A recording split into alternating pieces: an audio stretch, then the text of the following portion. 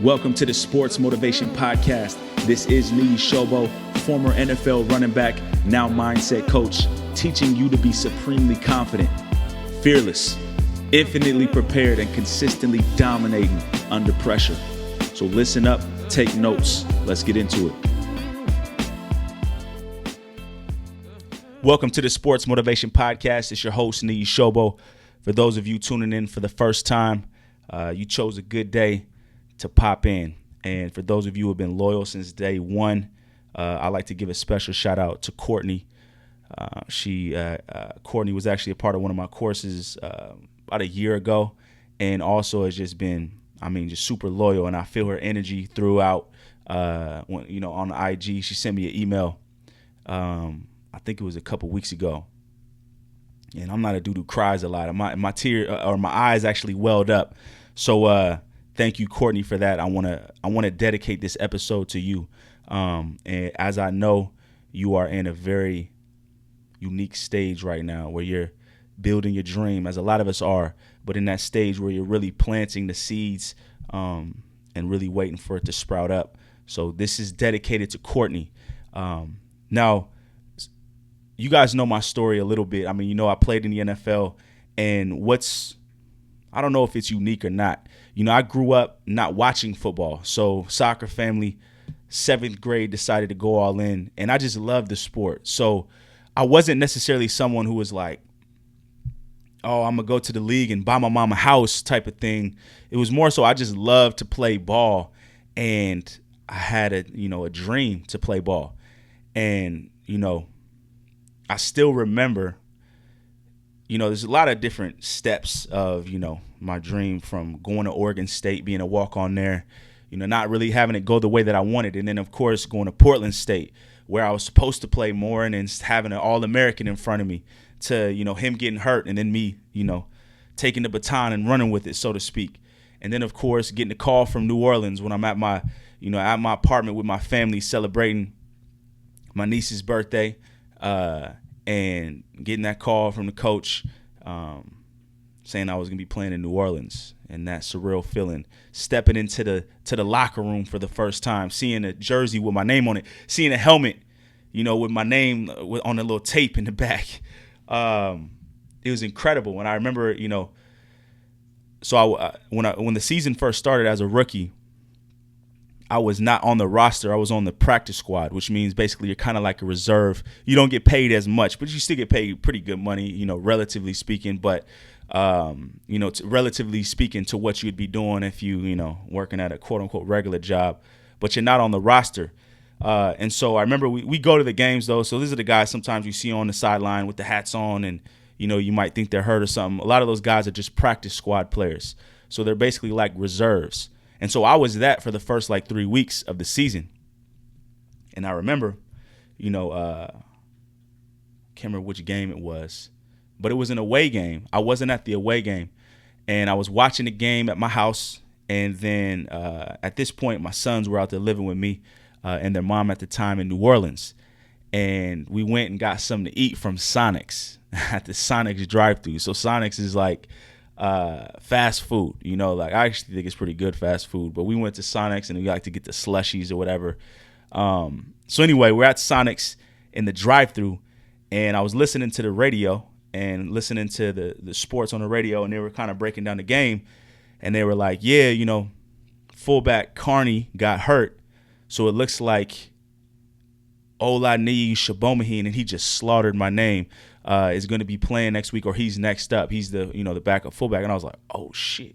I hadn't made the connection yet that I could be playing. And then sure enough, I get the nod the next day telling me that I'm going to be starting against the San Francisco 49ers. And I remember running up out the tunnel. Listen, I had dreamed about this. I had literally dreamed about it. And not only that, I had visualized it in great detail, having the cheerleaders with the pom-poms, shaking them, as I run out and they're announcing my name. And sure enough, this is what happened. And having that dream come true was one of the coolest things that I've ever experienced. And luckily, I've been able to have some of those type of experiences since then. But when it comes to sports and playing at the highest level, There's something about, obviously you got goals, business goals and things like that. But when you're playing a physical sport, there's something very visceral about that. Obviously, I mean, you've literally poured so much physical energy into something, and then to have it pay off was incredible. So we're talking about, making this dream come true, family watching, brothers watching, friends and family. It's just incredible, man. But guess what? It ended very soon after that. So got hurt in that game, spent the whole year on injured reserve, came back, got hurt again, my other shoulder. Next thing you know, 2 years, I'm back in Portland, living around in the same neighborhood and, struggling, suffering under pressure of family, pressure of what am I going to do now that football is over? No real clear vision post football. I was someone who never felt like football defined me. I saw certain people would be like, oh man, what am I going to do after football? And I always thought I had a plan, like, oh, I'm going to go to law school or whatever. And just that's laughable at this point, given the fact that how much I didn't know about what that even meant. And given the fact that that goal of law school was really just a seed that my dad planted in me very early. I didn't really want to do that, but I thought I did. And so here I am, 26, 27 years old, 4 kids, just new wife, super unsure about what I wanted to do, like just literally lost. So here I was feeling like at the top of, what it is that I wanted to do and feeling like I had a sense of control. But just like that, the control is taken from you. So you go from feeling on top of the world to then feeling helpless. And this is what a lot of people experience, and it catches them off guard. They're not prepared for it. I surely wasn't prepared for it. I've always thought of myself as someone who had, pretty decent education. I can do this and that. But guess what? I was struggling to even find a good job. I was struggling money-wise. Within a year, I'd lost all my money. And I didn't associate with someone in my mind. I didn't associate myself with someone who was irresponsible. But guess what? No money. I told you guys about the story when I'm in Chipotle, the line at Chipotle, trying to get my kids and my wife burritos and checking my account. Didn't even have enough money for that. It was like my financial rock bottom. And so there's some of you who have experienced that, at the top and then, oh shit. And then there's some of you who are on the journey towards a goal. But what you don't realize is that, something's going to happen. Even if you do accomplish that goal, something's going to happen after that. So are you ready even post goal? Or are you going to have the rug pulled right from underneath you and you leave yourself in this helpless spot like I was? And so I think about it, like what was it that made me not hit the ground running post NFL? What was it that made me struggle so much to figure out what was next for me and contributed to that lack of control? And so this is what was true for me. Number one, I had a lack of awareness. I didn't know myself that well. So I was making a lot of bad decisions, a lot of bad relationship decisions, a lot of bad financial decisions. Hanging around a lot of people, not that necessarily were bad people, but more so bad environments, doing things that weren't in alignment with who I really was. I was really lost. I was really out of touch with myself. So that lack of awareness is what contributed to that lack of control at this period of my life. Also, a lack of preparedness. I wasn't prepared for anything. So I wasn't prepared for what was next. I was kind of aware of what could happen and what probably would happen. But just like a lot of us do, I kind of just shoved it to the side and was like, I'll deal with that when I get there. You guys ever done that? You ever known that something was right ahead of you, but you just put it off? You weren't prepared. Also, I didn't have a bigger picture. So I didn't have any sort of plan after football. Now, sure, I guess I was aware that football wouldn't last forever, but did I really have a plan of what it was going to look like afterward? Did I even have a plan of what I was going to do while I was there? No, I didn't. I knew I wanted to get to the NFL. That's about it, though. So no big picture. Also, I didn't have any plans. I didn't have any strategies about what to do because I didn't even know what I was going to do. I didn't have any goals necessarily. And also, I was very mentally weak. I lacked a certain discipline towards life that I find is so necessary, especially for a father, someone who's responsible for children. There were so many skills that I lacked, so much discipline that I lacked at this stage of my life, honestly, that a lot of times I'm even embarrassed to admit to. I'm even embarrassed and ashamed to know that I was that unprepared. I lacked that much discipline at that stage of my life.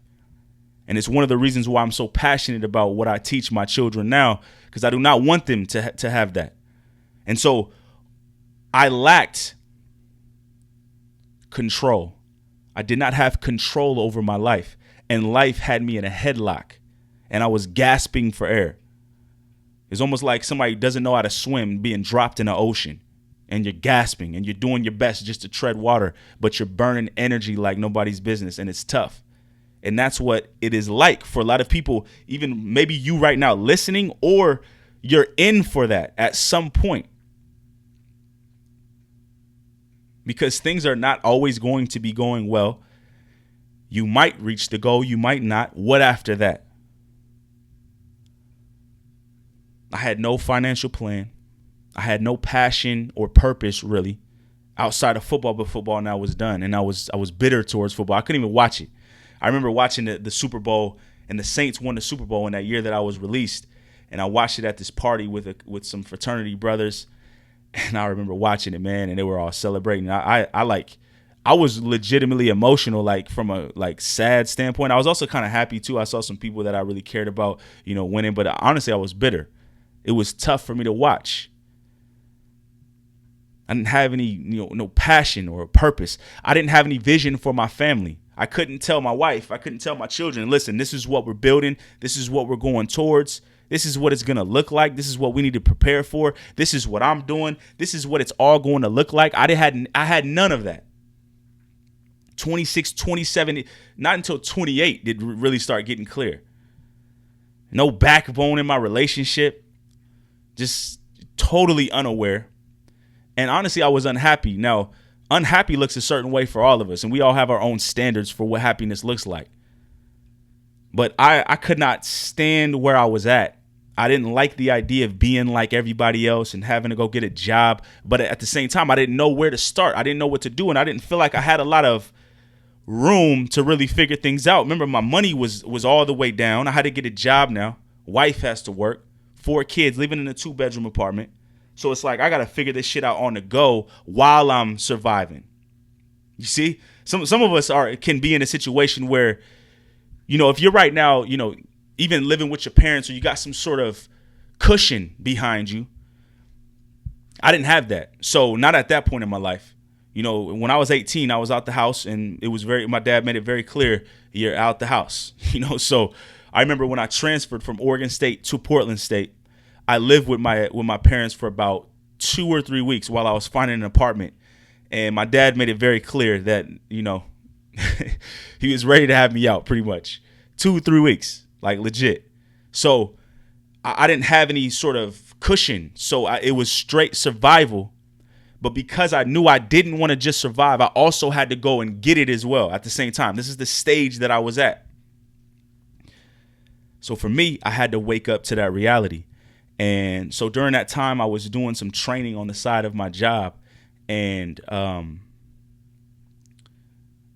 there was a kid that I was training, and his name is Julius. He's now a track athlete, actually, at University of Oregon. At the time I was training him, he was young. He was like 9th, 10th grade. And his dad really took a liking to me, and he, invited me to his office. He's a counselor as well as an entrepreneur.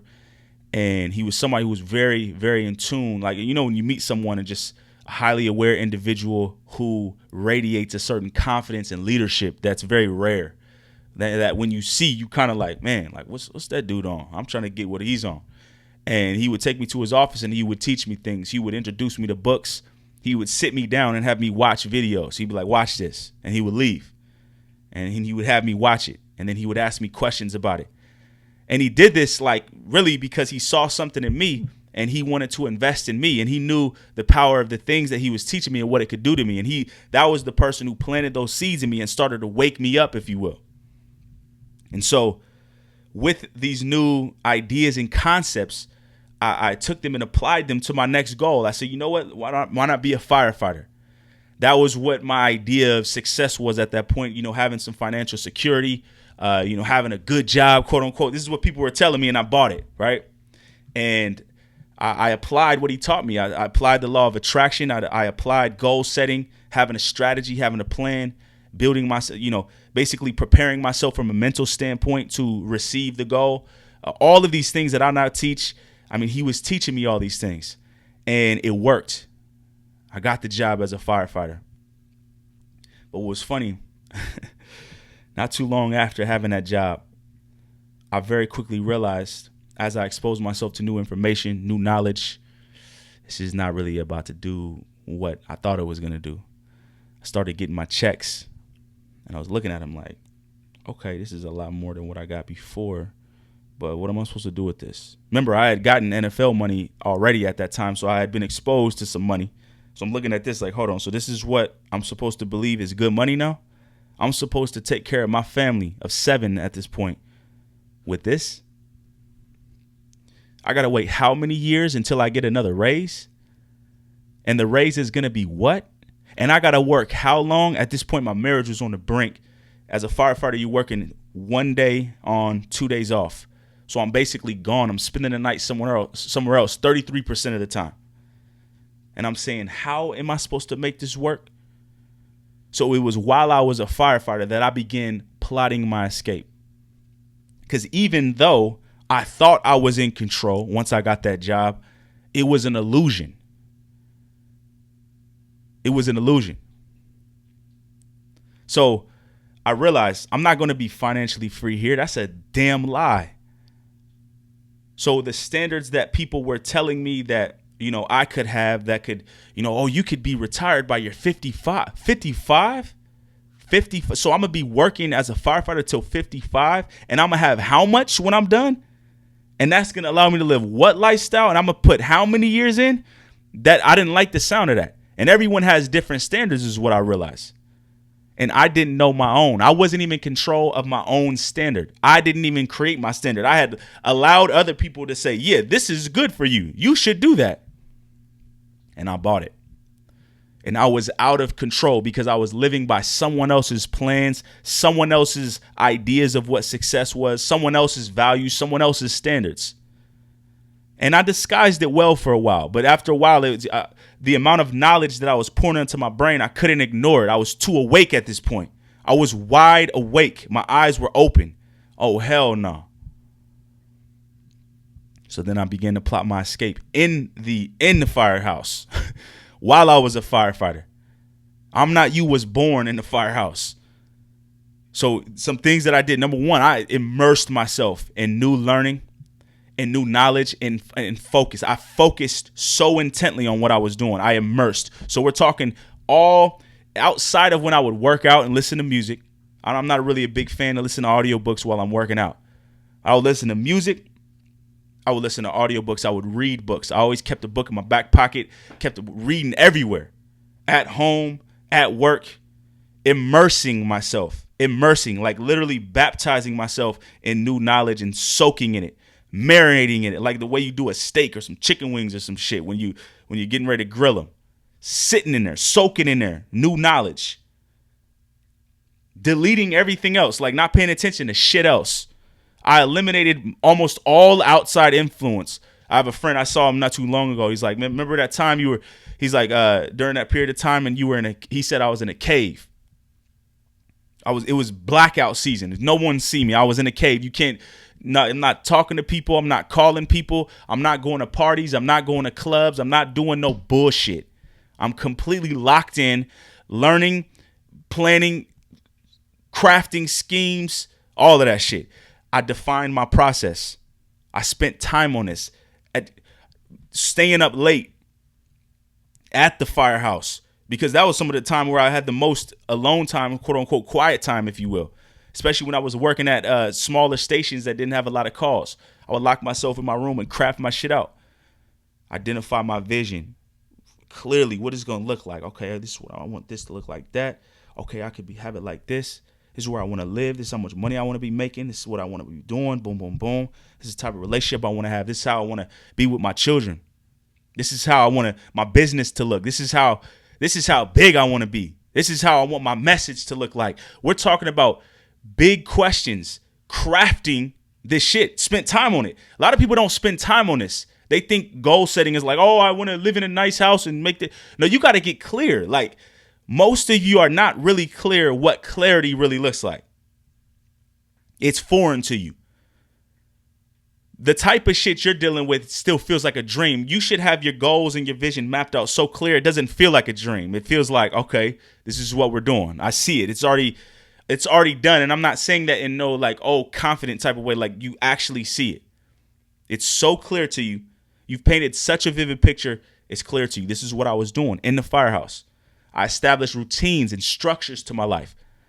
I began the process of planning out my weeks, being very strategic about how I use my time. Because I was working 24 hours, 2 days off, go straight back home with my kids. Boom, boom, boom. Got time to do my business. Boom, boom, boom. Got to be with my kids after that, wife, etc. It's tough, but this is where I started crafting it. Started planning out my weeks, planning out every day, target practice, major keys, blueprint, all of the things that I teach now. And then, of course, I made the escape. I made the jump. Quit my job. This was actually during the time that the Sports Motivation Podcast was already happening. Quit my job. A lot of you guys maybe remember that. Those of you who have been listening since day one, because I talked about it a lot at that point. Now, what's funny, talk about the illusion of control. Control is really an illusion. It's not real.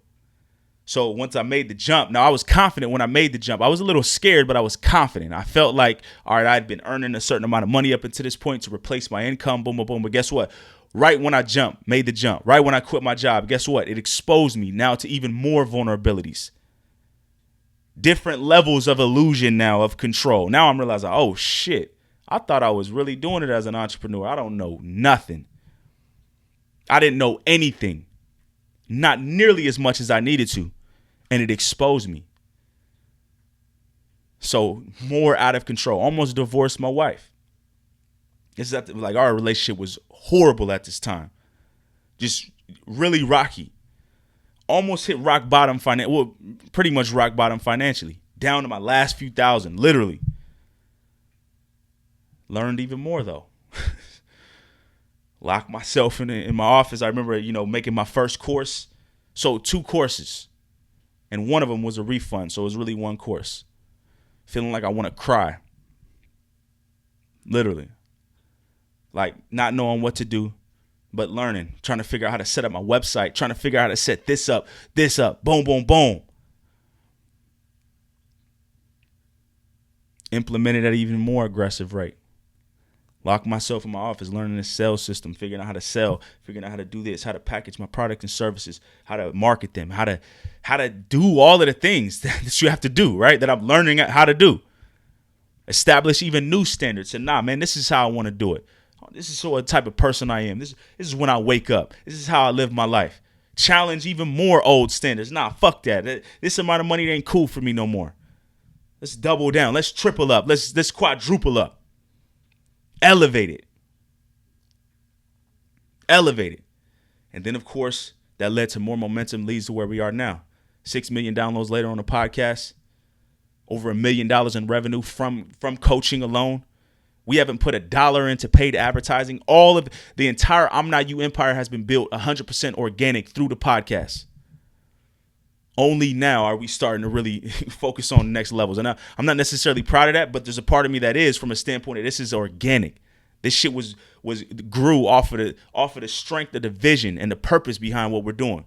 And I didn't know a lot of, I still don't know what I'm doing sometimes. But it's all about growth. It's all about elevation. So the reality about control is that it's an illusion. It's not real. None of us are in control. None of us are really in control. All of us are vulnerable. All of us can have the rug snatched from up underneath us.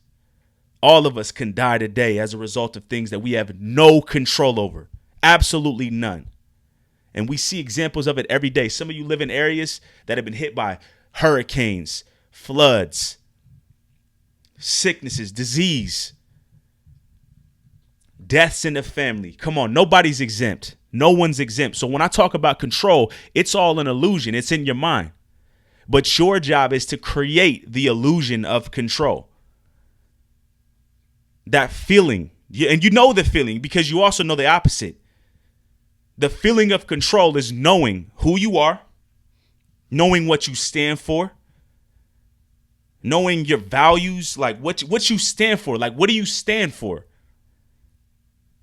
We all like to quote like MLK and shit, and oh, you don't stand for this. And what do you stand? Like, what do you actually stand for? What are you about? What is your vision? What the vision is? That's the feeling of control. Like, you know what the vision is, what the strategy is, what your plans are, who your team is, who's gonna help you, what shit can go wrong, what you will do when it goes wrong, why you know that you're gonna succeed, what this life here is all about. We're talking about bigger picture questions, small picture questions, detail-oriented questions. The feeling of control is knowing that shit. You watch football at any point, the coach who feels most in control is going to make the best decisions. And the best decisions lead to wins. That's why any coach can't afford to not be in control. It's too many variables you can't account for. I was just watching the Browns game over the weekend. That coach clearly wasn't in control, making horrible decisions. He didn't have his process laid out clearly. The other team did. You can't afford to not be in control. You can't afford to have a family and not be in control as the leader of your family, whether you're a female or a male. You can't afford to be chasing after big time goals and dreams, trying to be a professional, trying to be an Olympian and not be in control of your career. You can't afford to move and transition from a job to now, a business and not be in control. It's too many things. There's too many things that can go wrong. There's too many areas where you're vulnerable. So establishing control is really a nonstop process. You're basically building that muscle and you're reestablishing it at every step. Now let's think about why most people lack that control, because really there's some root causes, and it's very important for you to realize this, because part of what keeps you stuck is your lack of awareness about what is keeping you so very helpless. And these are really institutions, ways that we're raised. So let's talk about religion. I don't know what religion you grew up in. I grew up a Christian. Some of you grew up, Muslim, Catholic, etc. But what do we learn in church? Did church really empower you? Did church teach you that you have power within you that's inherent in you? Did they teach you to take control? Did they teach you how to manage your money, how to take care of your health, how to build good relationships in church? No, chances are they built a lot of fear in you, teaching you that if you don't follow this and that, you'll go to hell. And they sold you on some idea that you're going to be in heaven at some point. And if it's meant to be, it will be.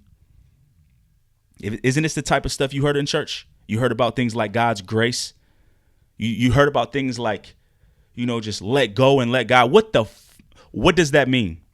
What does that mean? You tell me, what does that mean? Let go and let God. And we buy it. We buy it. And guess what it reinforces? Helplessness. Because you're not taking control. You're not establishing a plan and a strategy. Did your pastor teach you how to strategize towards a goal? Did your pastor show you the process he went through to build that church and get that Mercedes Benz? Nah. He's telling you to let go and let God. He's telling you if it's meant to be, it's meant to be. He's telling you, is that goal in God's will? If it's God's will, then it will be. What does that mean? You know how many people stand there confused about what they want because they're tripping over whether or not it's God's will. Who's ever got that verification? Who's ever got the sign off on their goals saying from God saying, yep, that's in my will. Now that one's not in my will. Who you let me know. But this is what we get taught. And we wonder why we grow up as grown adults now with families, trying to accomplish goals, trying to build businesses, trying to become dominant in our sport, in our arena, and we feel feelings of helplessness, and we come face to face with the reality. Nature is not very kind to people who are helpless. Nature is not very kind to people who do not feel in control. And then, of course, school. All of us went to school when we were younger. True? What are you taught in school? Take this test. Learn this. Let's see if you can pass it. I went to a private school that cost a lot of money to go to in high school. I had a full ride scholarship. Lucky, I guess, for me. I guess lucky. I mean, depending on how you look at it. When I tell you, within the first couple of days of this school, I was reading Shakespeare, coming from 8th grade public school in Portland. I was like, what am I supposed to do with this shit? Like, how you want me to read how many pages? I remember it said 40 pages. How am I going to read 40 pages? That shit sounded so crazy to me. Like history, having to write papers on my own. I'm like, no one taught me how to be a student there. This was a school that cost 60 grand plus a year. College type. Nobody taught me how to be a student there. They didn't sit me down and say, this is how you dominate in class. Here's how you plan out your shit. You know what they did? They told me what I needed to do. And then they said, let's see if you can do it. And then when I didn't do it well, guess what they labeled me as? A troublemaker, didn't know how to do this. Oh, I don't know if you can go to school here. I don't know if you're cut out for this shit. And guess what that does to a young boy's confidence? Guess what that does to a young boy's identity? Not teaching this young boy how to gain control, not to decide what he wanted to do and then help him create a customized plan to help him get there, and teach him that these teachers and these principals are all a part of your team to help you get where you want to go. Nah, they told this young boy, you're a part of this system now, and you better get in line. And if you don't, we're going to kick you up out of here because this is how we do things.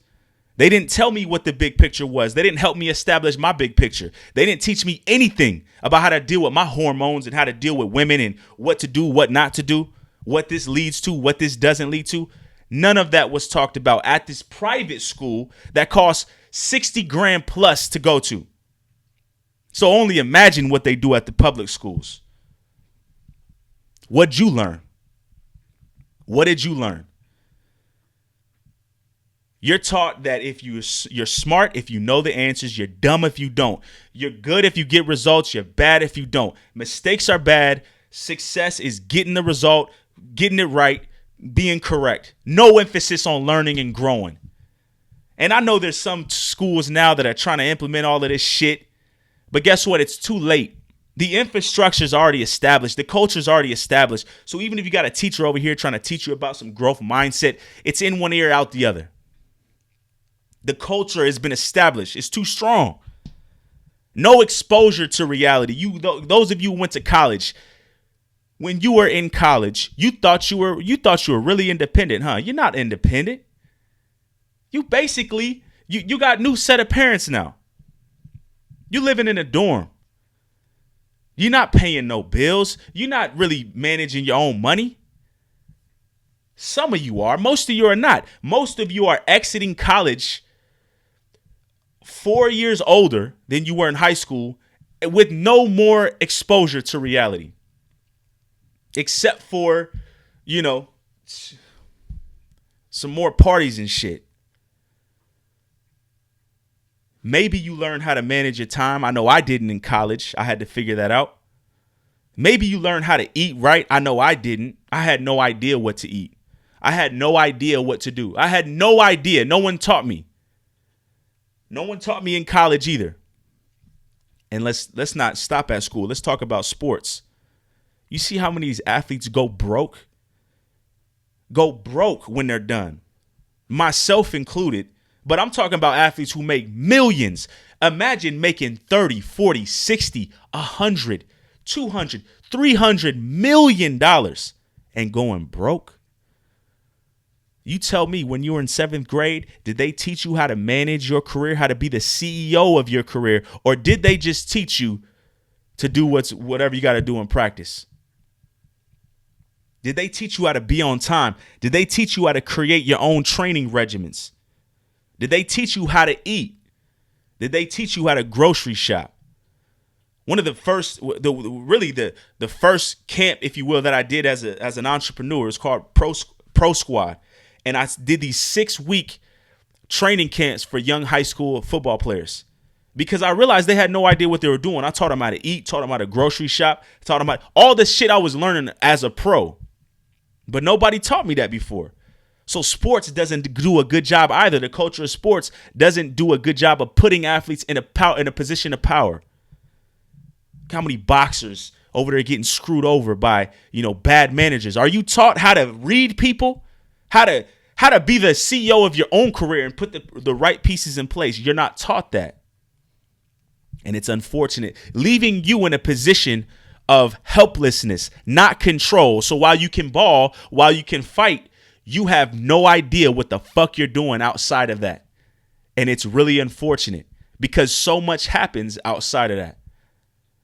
So much happens. A lot of these athletes have no idea what to do in relationships. No idea how to deal with the adversity that comes along with this and this and this. No one's teaching them.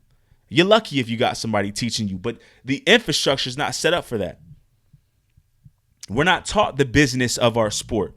We're taught to rely on other people to know the business of our sport. We're taught to rely on an agent, to rely. Most of that shit you can do. I can't remember. I think it's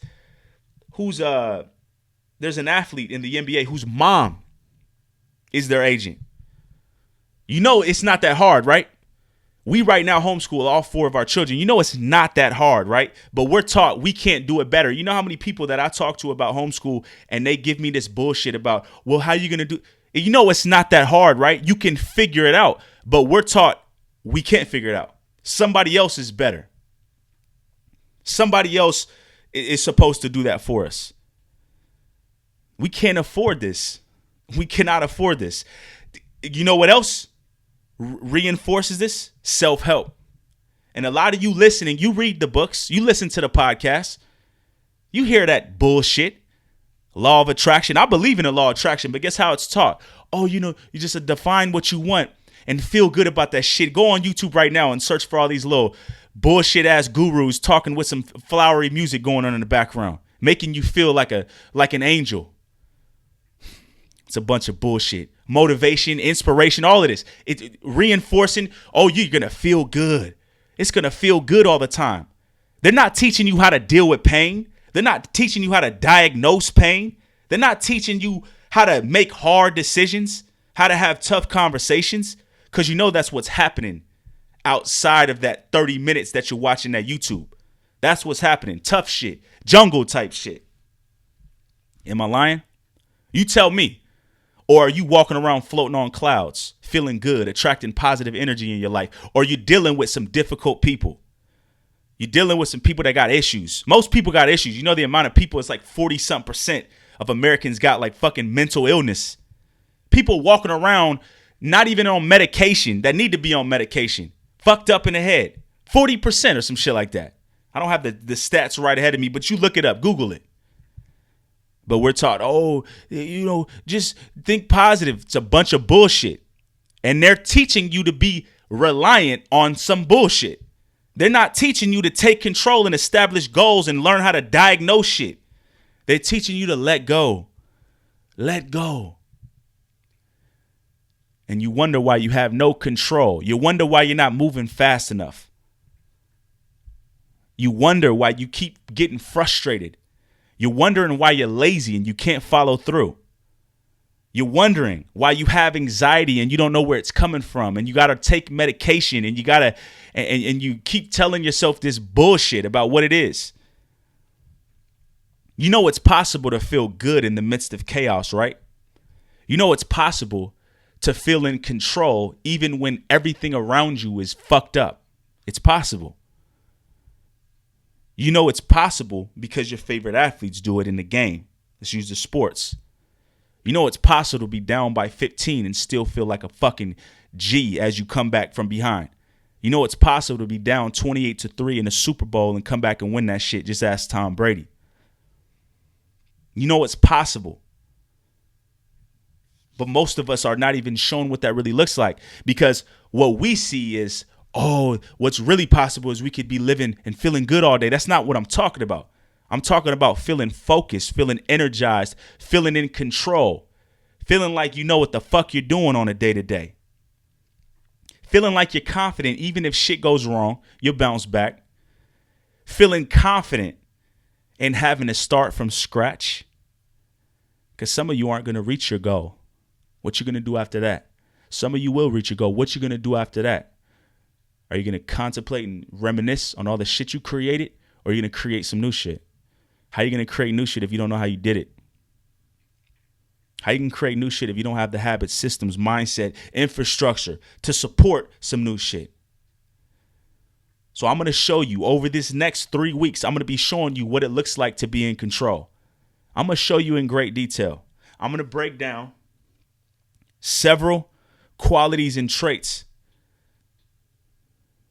several evidence procedures, if you will. This is what it looks like to be in control. I'm going to talk about self-reliance. I'm going to talk about being disciplined. I'm going to talk about what it means to be strategic. I'm going to talk about what it means to be structured and systematic. And I'm going to do it in a very creative way. And I'm going to show you, not just from me, I'm going to give you evidence from all of the control models, if you will. The Kobe Bryants of the world, the Floyd Mayweathers of the world, the Bill Walshes of the world, the Nipsey Hussles of the world, the Malcolm X's of the world, the Serena Williams of the world. These are people who model control. They're in control of their destiny and they're self-reliant. They're disciplined. They're fearless, strategic, structured, systematic in how they approach shit. In a world full of zombies, you got to be a fucking beast locked in.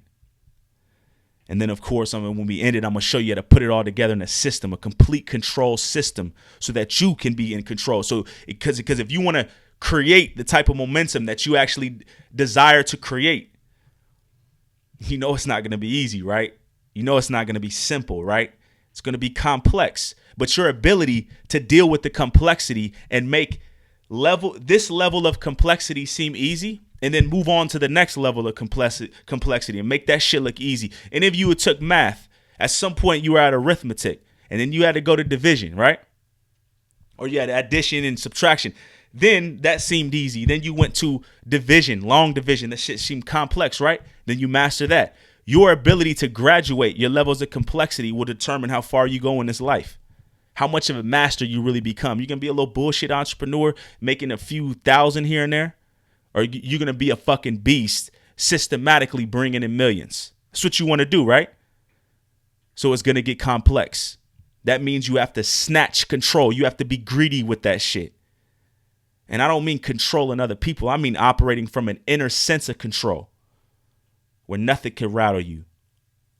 Confident, cool, poised under pressure.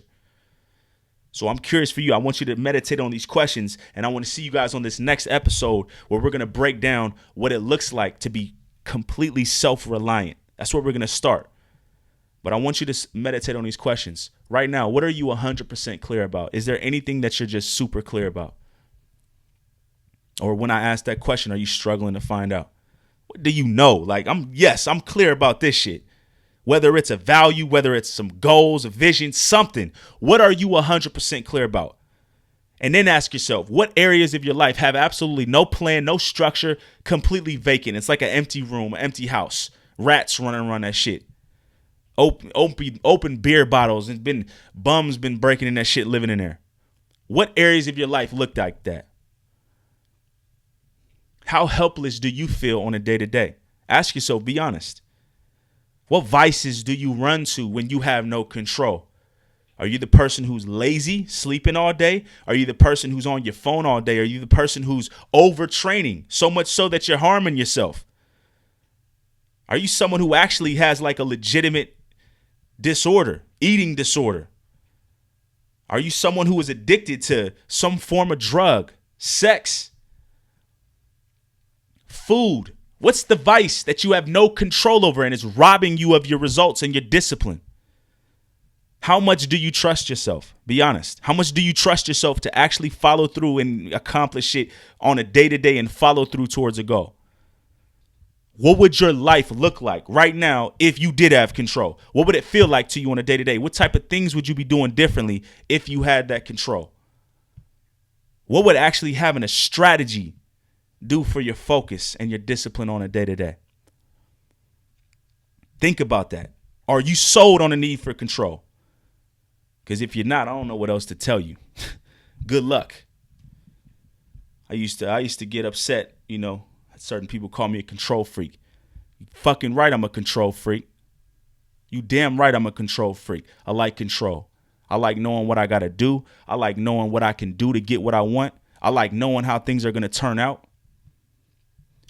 I like knowing what I'm going to do when some shit pops off. I like knowing how I'm going to get what I want. I like knowing what it's going to feel like when I get what I want. I like knowing what I want. I like having what I want. I like control. And I'm suggesting you do the same thing, because what's the alternative? What do you like, not having control? There's already too much shit you don't have control over. I'm not that unaware. We're all unaware. I'm not that unaware. I know the shit I can't control. And I'm sure you know as well. You're finding out quickly. So why not take control of the shit you do got control over? And that's what I'm going to show you how to do, all right? So I'm going to see you on the next episode. Peace out.